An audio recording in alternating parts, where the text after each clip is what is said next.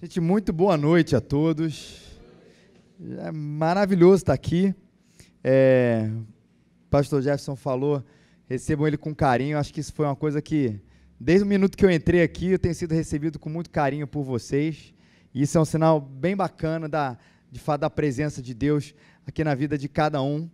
E como estava falando com ele ali na hora depois do louvor, né?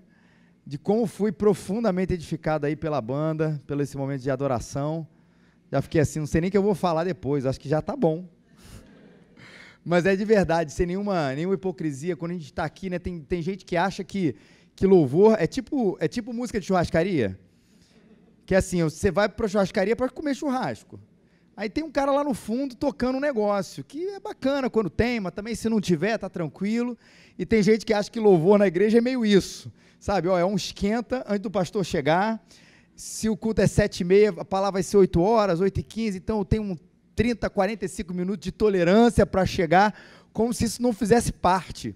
A nossa igreja acredita muito, igreja presbiteriana, na centralidade da palavra. É verdade, mas é a mesma palavra, que é central, que nos manda, enquanto nós estamos reunidos, a fazer o quê? Louvar ao Senhor. Então, quando a gente fala de centralidade da palavra e como se isso fosse quase uma briga com a questão do louvor, a gente cai nesse erro praticamente lógico, porque a gente está aqui para ouvir uma palavra que, inclusive, que a gente crê nela, manda a gente, quando a gente está reunido, adorar o Senhor de todo o nosso coração, com louvores, com cânticos, instrumentos e encorajar a banda para que vocês continuem abençoando a vida de muita gente assim. Olha só, meus queridos, hoje eu estou aqui para falar de família, um assunto maravilhoso. E Efésios capítulo 6, versículos 1 a 4 vai ser o texto. Enquanto você abre, como o pastor Jefferson falou, eu sou Felipe, sou casado há 12 anos com a Rafaela, tenho 2 filhos, o Arthur e o João Pedro, e cerca de um ano atrás, foi em junho de 2018, o Prêmio Presbitério organizou a Igreja Presbiteriana Raízes, fruto de 4 anos de plantação, filha da Igreja da Gávea, da Igreja das Américas. Na verdade, eu brinco, desculpa os nossos irmãos queridos botafoguenses, mas a nossa nossa igreja é a camisa do Botafogo. Tinha tanto patrocínio para a nossa igreja, então patrocínio, eu digo assim, as igrejas que investiram na gente, que parecia a camisa do Botafogo. Era a Igreja da Gávea, a Igreja Chácara Primavera, em Campinas, era a Igreja das Américas, a Igreja Maracanã, e mais 3 igrejas americanas que formaram esse pool para, durante esses 4 anos, investirem na gente, para que no ano de 2018 tivesse mais uma igreja no bairro que tem o nome mais bonito do mundo, que é o bairro do Flamengo, no Rio de Janeiro. Falei mal do Botafogo e falei bem do Flamengo. Eu ganhei metade do público e outro já me odeia. Vamos lá, gente. Efésios 6, de 1 a 4, diz assim a palavra de Deus: Filhos, sede obedientes a vossos pais no Senhor, pois isso é justo.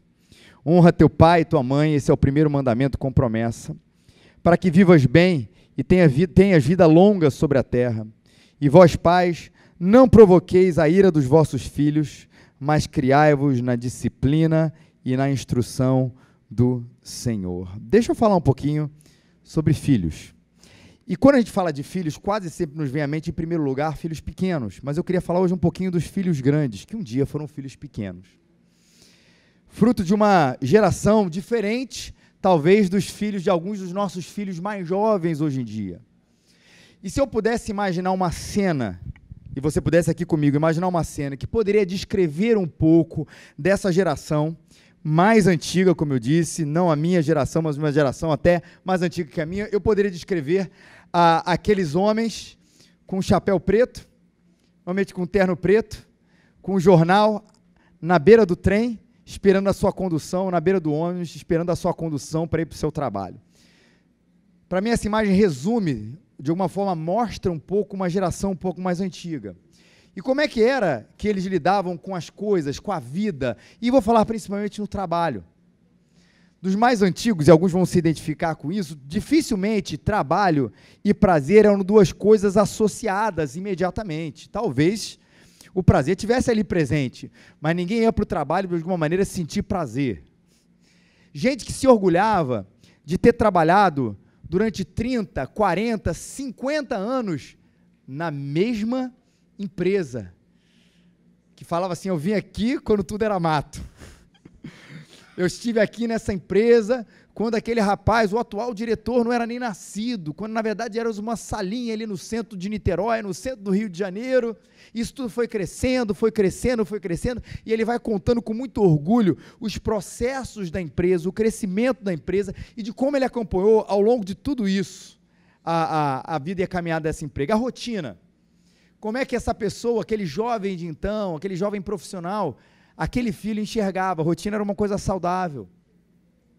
Todo o trabalho, aliás, precisava sim de uma dose de ousadia, mas a rotina, o cumprimento daquelas coisas que precisavam acontecer das 9 da manhã até as 18 horas, ou das 8 da manhã até as 17 horas, eram muito importantes. E ele sabia também a diferença, e era muito marcado isso, da casa e do trabalho.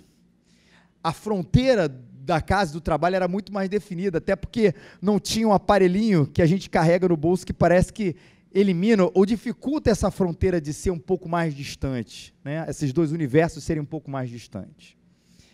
Se uma palavra pudesse resumir esses trabalhadores, esses jovens, era estabilidade. Mas a gente pula alguns anos.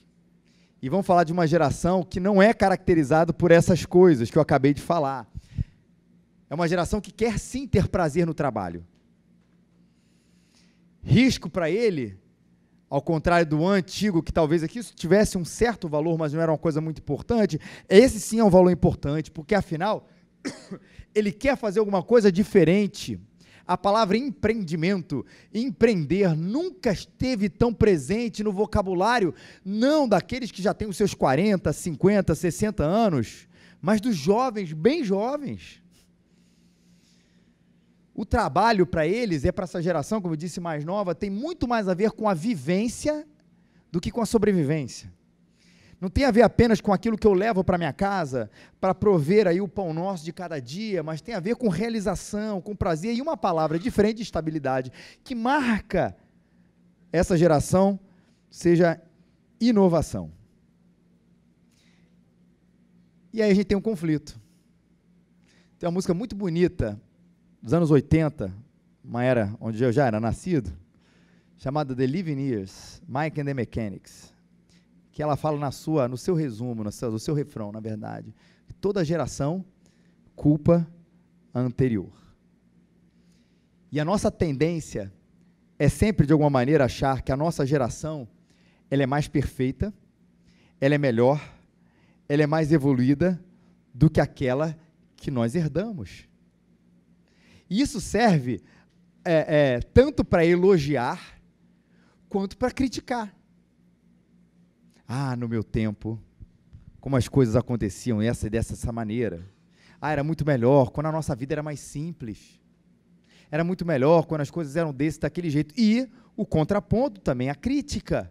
Quantas vezes nós já ouvimos, e digo isso como fruto de uma geração um pouco mais nova, e olha, no meu tempo, as crianças e os jovens eram complicados, mas olha só a clássica, mas hoje em dia está demais. Meu pai falava isso, meu avô falava isso, meu bisavô devia falar isso, meu tataravô devia falar isso, e olha, eu agora com 2 filhos pequenos, começo a falar a mesma coisa. Não, eu quando era criança, eu sei, as coisas eram complicadas, mas os dias de hoje são absolutamente muito mais difíceis, muito mais complicados, e tudo isso. E comecei falando do mercado de trabalho, passei para a juventude, estou falando em crianças, porque, obviamente, todos esses trabalhadores e adultos não se tornaram assim do nada. A influência disso parte da minha cultura global e local, parte do que existe hoje no mundo, a percepção de que tem no mundo sobre todas as coisas, a percepção do que se tem no Brasil, no Rio de Janeiro, em Niterói. Parte também da minha formação familiar e, claro, parte da minha personalidade, que vão dizendo as coisas, que vão determinando as coisas dessa maneira. Aliás, não determinando, que vão nos influenciando, porque tem uma palavra que eu não gosto, é essa. Porque eu não acredito no determinismo. Eu acredito, e é inegável, que toda essa cultura onde a gente vive, ela nos influencia. E nos influencia por afirmação, por negação e por crítica. Por afirmação, porque na verdade a gente não percebe, mas se a gente olhar as nossas roupas, o nosso modo de falar, o nosso modo de vestir aqui, a gente já olhou para o lado, né? A gente vai percebendo que a gente vai aqui sendo influenciado na nossa afirmação de que é assim, é desse jeito. Ninguém entrou aqui com chapéu de cowboy. Nós não estamos lá no Texas, lá nos Estados Unidos, numa década perdida. A gente influencia assim, a gente é influenciado por negação. Ou aquilo afirmar que eu faço parte dessa cultura, eu faço parte desse grupo, ou eu sou influenciado por negação, dizer assim, eu não vou fazer parte desse grupo em hipótese nenhuma.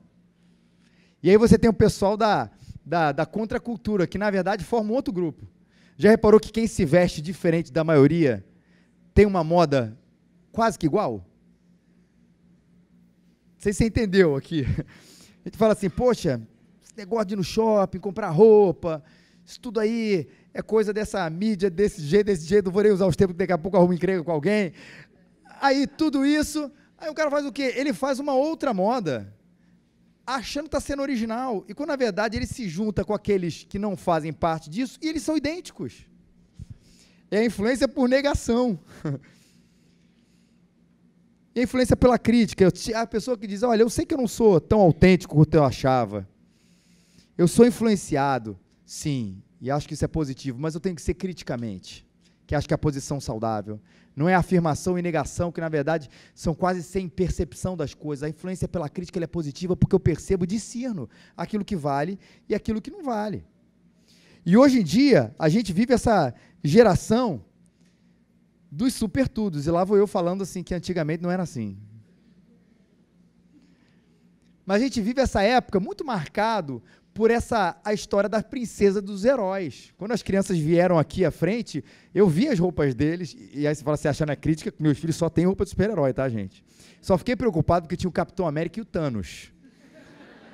Eu achei que podia haver uma crise aqui entre as crianças, mas elas se deram bem, estão lá no departamento infantil, Deus abençoe a professora e o professor que estão lá cuidando. Mas é uma geração, falei, gente, meus filhos têm, eu vi todos os filmes Vingadores, isso não é uma crítica, pelo amor de Deus. Mas é uma geração que acredita nisso. Essa ideia muito inflada a respeito de si mesmo. Que acreditam que podem conseguir todas as coisas, que vão mudar o mundo por um aplicativo.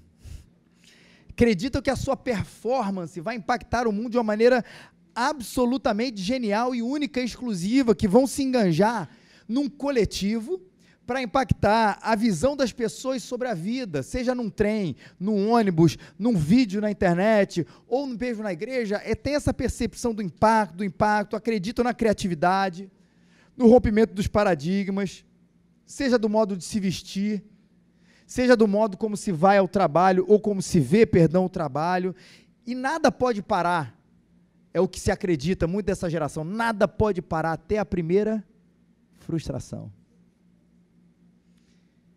Uma coisa que tem caracterizado muito isso nessa leitura é que essa geração talvez não tenha ouvido tanto, ou visto tanto uma palavra importante, que é limite. Gostam mais do resultado do que do processo. As gerações mais antigas entendiam o processo, talvez nem sempre a questão do resultado, mas essa gosta do resultado ainda, mas o processo não pode ser simples, não pode ser complicado, ele tem que ser simples. Ensinaram eles a voarem, mas não ensinaram que para voar precisa treinar e bater asas. E o que os pais fazem diante disso? E como os filhos que se veem, e essa é a minha ênfase hoje em dia, o que os filhos que se veem imersos nessa cultura, imersos na geração, podem fazer para que haja harmonia dentro de casa, porque continua havendo conflito. Porque toda essa minha introdução, um pouco longa, foi para mostrar isso. As gerações tendem a culpar uma das outras das suas mazelas e a perceber a outra como ultrapassada, que nada vai ensinar, e esse outro como aquela que se perdeu, aqueles mais velhos como a nova que se perdeu e que está perdida. Espero que nasça uma outra geração, e a gente está repetindo esse discurso há anos e anos e anos e anos. E é bonito no texto de Efésios, tão lido, tão repetido, ao ponto às vezes a gente achar, olha, Efésios 6, de 1 a 4, tem certeza que você vai pregar sobre isso. Parece que traz alguma coisa revolucionária para a gente. A primeira delas, e é óbvio que eu vou falar mais dos filhos, mas isso sem dúvida eu não posso deixar de falar sobre os pais, é obediência. Talvez você se ache o mais criativo de todos os filhos. Talvez você ache que seu pai e sua mãe não têm absolutamente mais nada a te dizer. Talvez você tenha esquecido que há sabedoria sim nos cabelos brancos ou na ausência de cabelos. Mas o fato é que a redenção, rapaz, deu treta, mas a redenção da gente como filho é perceber uma coisa tão antiga, mas tão necessária para os nossos dias, mesmo achando que nós vamos revolucionar o mundo com um novo aplicativo, mesmo a gente achando que a gente vai revolucionar o mundo com a nossa nova startup, mas a gente tem que olhar para a família e perceber ali que é um lugar de obediência e de sabedoria, que inclusive na família, mais uma vez, vou dizer uma coisa bem antiga, e na família cristã, na família do povo de Deus, e é isso que Deus quer da gente, existe hierarquia. Hierarquia pressupõe ordem. E o problema do novo qual é? São dos dois lados. São filhos que não são apenas desobedientes, mas tem um problema lá em cima dos pais que não comandam, de pais que não lideram. É óbvio que todos os filhos dão chilique.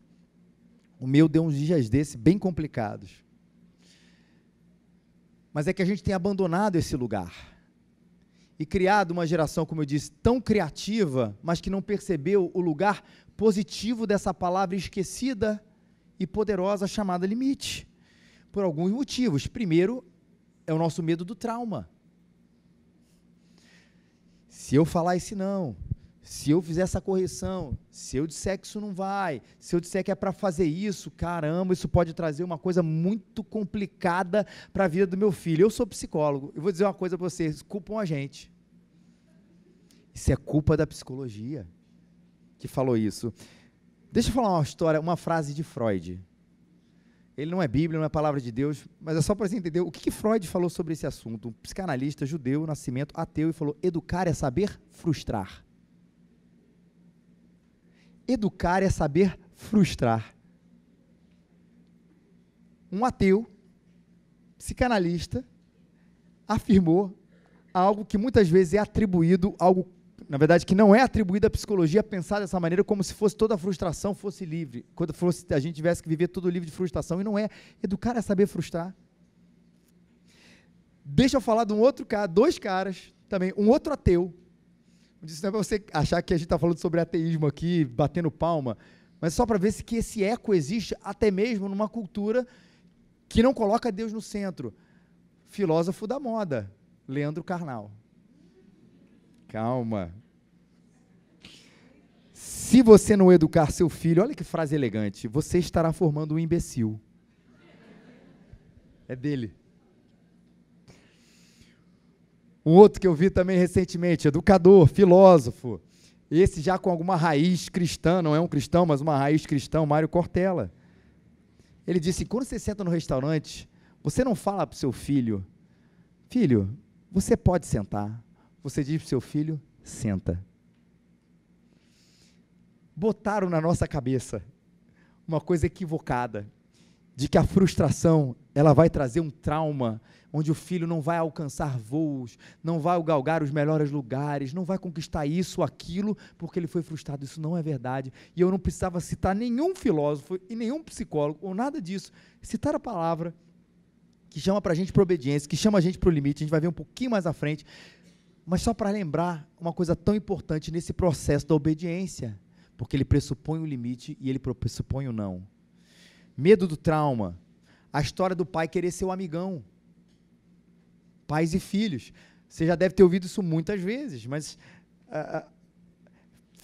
meu filho chegou hoje mesmo, falou para minha esposa que não quer ser mais amiga dela, ele tem 3 anos de idade, o motivo vocês devem saber qual é, uma coisa assim de outro planeta, foi porque ele precisava entrar no carro e a gente precisava ir embora. E aí podia dizer assim, ai não, peraí, meu filho, cara, eu te amo, mas a gente tem que ser firme nesse momento, porque por mais próximo que a gente precisa estar, eu não quero ser o grande amigão dele, eu quero ser o pai, quero ser a mãe. Achar que dar ordem é tirar a felicidade. colocaram isso na nossa cabeça. E a gente, como filho, por isso a gente vai fazer essa ida e volta o tempo inteiro, acaba que vai perceber e vai imaginar e crescer dessa maneira, que qualquer ordem que ele tenha é para tirar, é colocar a gente para tirar a felicidade. E não é verdade. A gente vai ver um pouquinho mais da função dos pais daqui a pouco. Uma criança mimada, outra frase do Karnal, é um adulto infeliz. É justamente o contrário. Quando se obedece o criai-vos na disciplina do Senhor, do texto que a gente acabou de ler, verdade, e acredite nisso, segundo a palavra de Deus, você está construindo felicidade. Criar, que aqui no seu sentido original, primeiro é um verbo não, é uma ação, é o que está no imperativo, mas uma palavra que significa prover pelas necessidades, sejam elas físicas ou sejam elas espirituais. Que pais precisam prover para os seus filhos a fim de que eles obedeçam. Pais precisam estar presentes na construção da sua família, para que seus filhos vejam nessa pessoa alguém que eles merecem a confiança, porque está ali presente, porque ama, porque constrói relacionamento, não como um amigão, mas como um pai e como uma mãe, mas que anda, caminha junto, como a gente acredita, inclusive na nossa caminhada com Deus. A gente caminha junto como igreja, ninguém foi chamado para andar sozinho, vocês têm os pequenos grupos. Os pastores caminham junto das ovelhas, a liderança caminha junto das ovelhas, e às vezes parece que a gente quer uma certa distância dos nossos filhos, deixa ele lá e eu aqui, e não é assim, criar e caminhando junto, na disciplina do Senhor. Eu gosto dessa palavra aqui, a disciplina. Disciplina poderia ser traduzida também como treinamento, instrução. E eu acho que tem duas questões aqui envolvidas quando a gente fala de instrução. Primeira, é a parte mais legal, que é apontar as qualidades. Parabéns, filho, legal isso, bacana isso, que jóia isso. Mas o treinamento também tem a parte chata, que é corrigir os defeitos.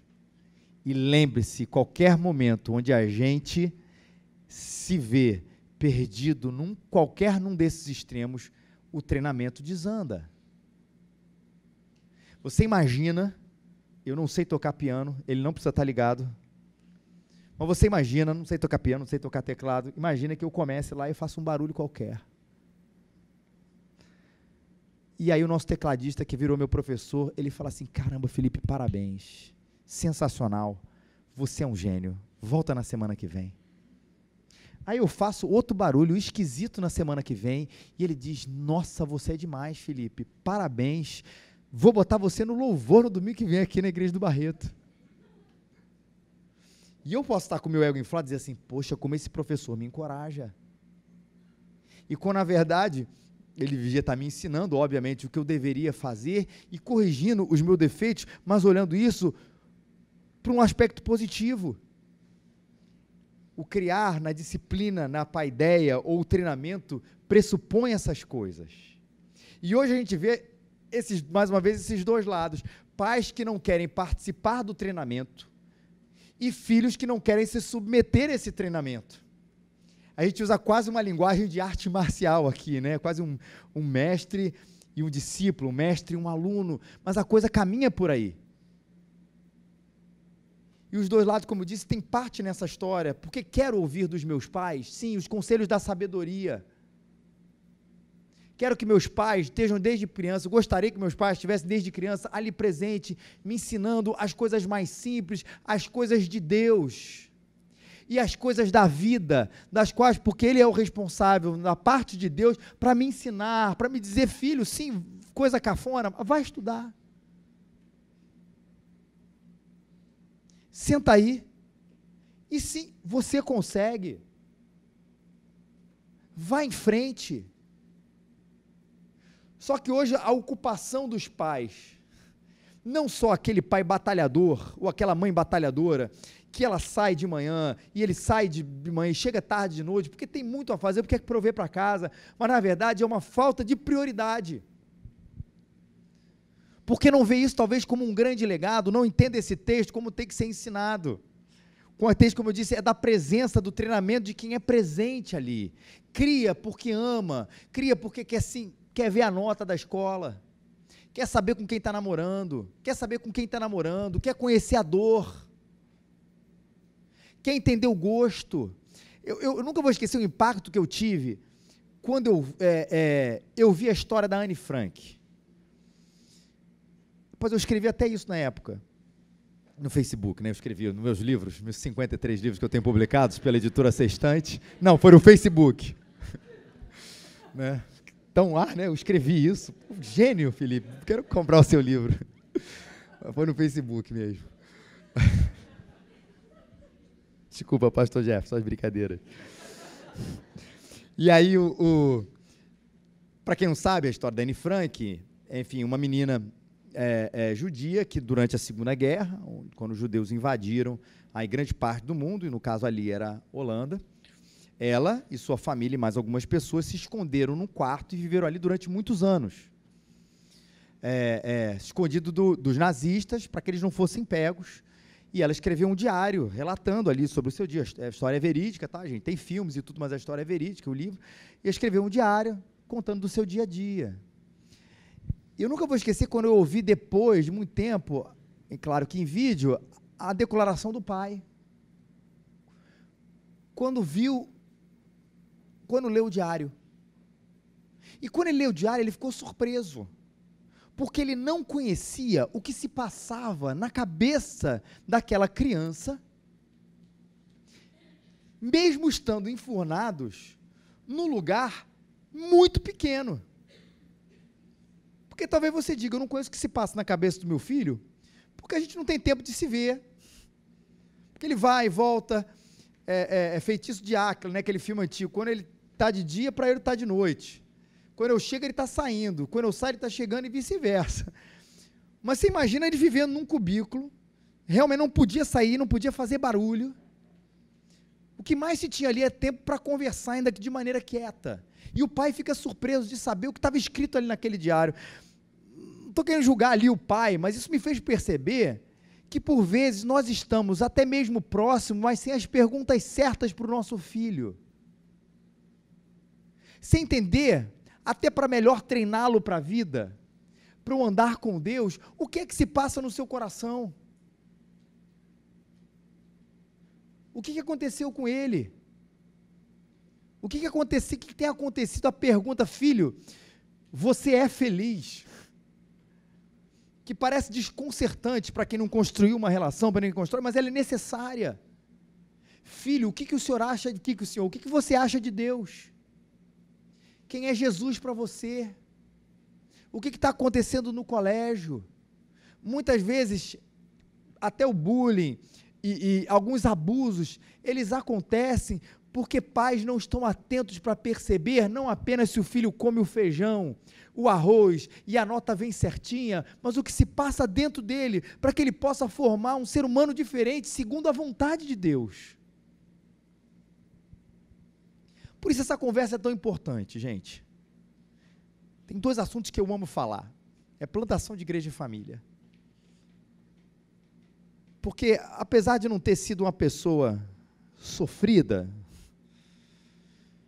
mas tive as minhas chateações na minha infância e na minha adolescência, que hoje me fazem tentar o tempo inteiro fazer a coisa certa para o meu filho, para os meus filhos, e eu sei que eu vou errar.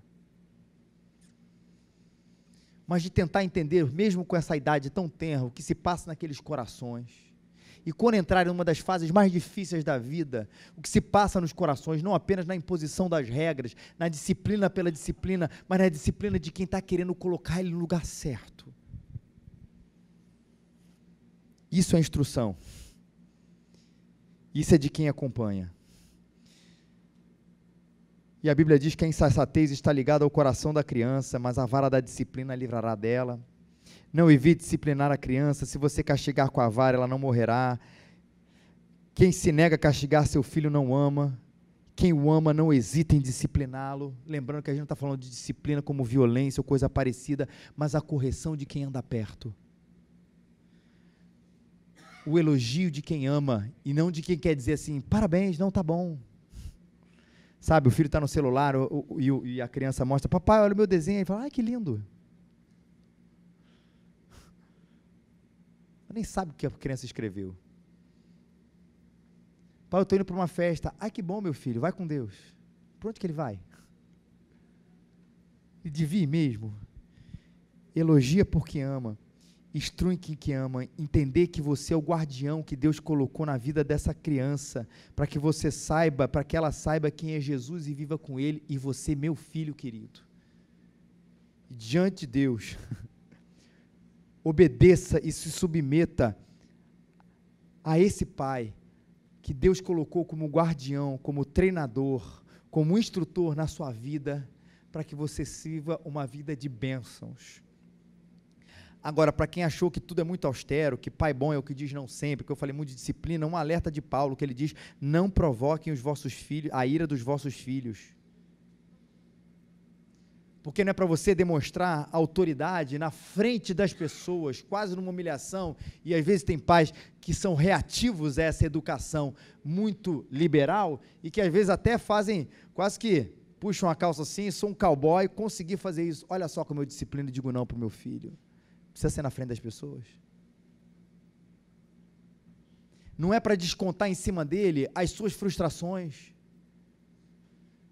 Porque tem gente que é isso, que disciplina também, pais que disciplinam e colocam todas essas coisas, porque na verdade vem carregado no seu trabalho, na sua falta de ascensão, seja lá o que for, mas e coloca toda aquela raiva, aquela angústia, aquela chateação na vida dos seus próprios filhos, desconta em cima deles a sua infância ruim. Fui maltratado, então eu reproduzo. Por isso que é importante de nós, o tempo inteiro como pais, nos examinarmos para saber se a gente está fazendo a coisa certa e se a resposta não for o amor que Deus me colocou no coração pelos meus filhos, se a resposta não for o amor que Deus colocou na vida dos meus pais, não servem. E obedeçam, porque a Bíblia chama isso, meus filhos. Obedeçam no Senhor, porque isso é justo, isso é adoração a Deus.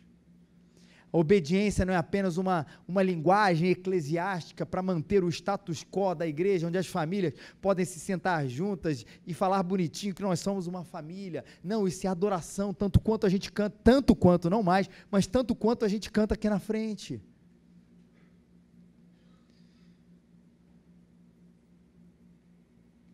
E a promessa é que a gente vai viver bem. Se a gente honrar os nossos pais, lá desde o Antigo Testamento isso fala isso, né? Honra teu pai e tua mãe para que teus dias te prolonguem na terra. Uma promessa de Deus na medida da obediência. E eu achei isso muito legal. E teve uma vez, hoje eu estou só citando herege aqui, gente. Teve uma vez que eu vi um cara que eu achava o maior charlatão na questão do discurso. E eu li a reportagem naquela de assim, cara, o que esse cara tem a dizer? E quando eu li, ele falava assim, olha, que ele resolvia um monte de problema, ele é médico, acho que é psicólogo também e tudo, e aí ele falou assim, ó, você precisa participar a reportagem dizia isso, né, pessoa, você precisa participar do meu seminário, eu não atendo individualmente, porque na verdade ele fala assim, a pessoa vai me pegar uma fortuna para ficar falando dos seus pais, e de como a vida de hoje da pessoa, ela é marcada por causa disso ou daquilo dos pais, e ela não consegue, ela está embrenhada naquele conflito, e ela não consegue avançar. Ele diz, eu faço isso no seminário, e eu fico assim, cara, eu falei assim, pô, não é que ele tem razão? Quando a gente não vive nessa questão da obediência e da honra, e eu falo muito para vocês, filhos, e a gente vive naquele estágio de crítica eterna, e aí eu não estou falando, você pensa que talvez esteja falando de adolescência, porque temos adolescentes que criticam os seus pais com 13 anos, com 20 anos, com 40 anos, com 50 anos e 60 anos. Que passaram a sua vida inteira com uma amargura tão forte no coração, que ou vão ter uma doença relacionada a esse adoecimento psíquico, uma doença física, ou vão viver com uma angústia tremenda que vão carregar para o restante das suas pequenas vidas, ainda que elas sejam longas em relação ao tempo. Porque não consegue desatar um nó poderoso que o Evangelho nos chama a desatar.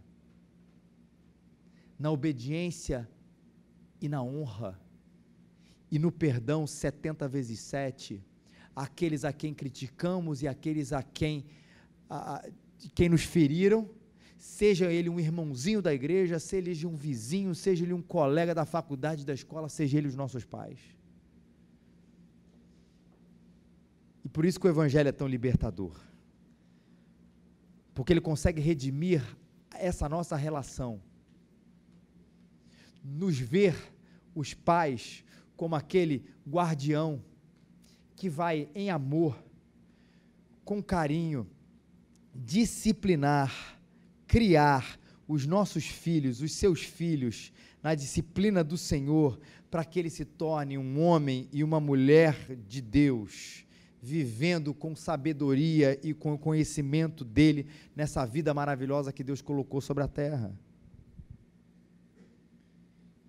E ao mesmo tempo nós, os filhos, entendendo que mesmo no meio de uma relação tão conflituosa, tão difícil, nós somos, chamados a honrar e a obedecer. E se esse tempo da obediência já passou há muito tempo, da honra não. Quando eu digo da obediência é porque você já casou, já tem filho, já tem uma outra família. Mas o tempo da honra não passa. E que o Evangelho nos faça assim, redimidos e perdoados, para olhar a família de outra maneira. E como isso aponta para Jesus? Se talvez obediência para você, filho, pareça ser uma coisa muito estranha e retrógrada, lembra que Jesus é aquele que foi perfeitamente obediente ao Pai. E se a gente, como pai, tem um espelho nessa relação, também sabíamos que, ainda que algumas das ordens do Pai fossem dolorosas, principalmente a cruz, mas era a vontade soberana do Senhor, sempre era o melhor para o seu filho. E como Deus hoje nos trata, o melhor para os seus próprios filhos. Nós, agora, filhos no S maiúsculo, no S no plural. Que disciplina-nos porque nos ama. E nós, como pais, disciplinamos aquele a quem amamos. E nós, imitando o Filho de Deus, Jesus Cristo, aquele que teve a perfeita obediência, a gente pode viver em obediência, deve viver em obediência, para que os nossos dias sejam longos e prósperos aqui nessa terra. Que essa redenção aconteça na nossa casa. Pais treinem, filhos obedeçam, e família, seja assim, e viva assim, e veja a bênção de Deus fluindo através da sua casa. Se há alguma coisa que precisa ser redita, e talvez você diga assim, já passou o tempo, deixa essa frase para lá da sua cabeça, faça isso, se não hoje, talvez essa semana, de ter uma conversa difícil, e posso dizer isso aqui de testemunho, que tive com meus pais, no momento mais velho da minha vida, mas tenha, porque isso faz um bem danado, é libertador, e a sensação que nós tivemos, como isso agrada a Deus. E pais, se ficou difícil, se ficou distante, e que talvez você diga assim, o tempo já passou, mais uma vez, não deixe essa frase entrar na sua cabeça. Se é o tempo ainda da disciplina, da criação, porque são pequenos, são adolescentes, insista nisso, conquiste esse lugar que você tem porque Deus te deu, mas se já passou, reconquiste esse lugar do afeto, do carinho e da honra. Leva para jantar, abre uma conversa, talvez soe estranho, e talvez isso não se torne imediato, mas saiba que lá na frente, essas datas são marcantes para construir uma relação que não pode e não será perdida, em nome de Jesus. Deus abençoe a sua vida. Deixa eu orar por você. Senhor, muito obrigado, Senhor, para a gente poder estar aqui nessa noite, Pai, noite tão especial. Celebraremos a ceia, receberemos novos membros aqui na tua casa, de louvor e de gratidão ao teu nome, mas, Senhor, coloca essa palavra sobre família muito forte no nosso coração, Deus. Que pais treinem, que pais criem, que pais exerçam a disciplina por amor, como aquele que tem interesse, como aquele que sabe que realmente para fazer o melhor para os filhos, não é simplesmente os deixar, Deus, mas criar o Senhor, para que enfrentem, Senhor, a vida, mas criá-los, ó Deus, para que conheçam o Senhor, para criá-los, ó Deus, para que conheçam as Sagradas Escrituras desde cedo, Senhor, e encontrem neles, nos pais, Senhor, aquele abrigo dado por Ti, nos momentos difíceis, Senhor. E, ó Deus, se coloca no coração de cada filho, cada filha aqui, essa obediência, essa honra para os seus pais. Deus, para que não olhem essa palavra, Senhor, porque é a Tua palavra, Senhor, como uma coisa impossível, uma coisa ultrapassada, uma coisa retrógrada, ou coisa assim, mas não, Senhor, como aquilo que é adoração ao Teu nome, Deus.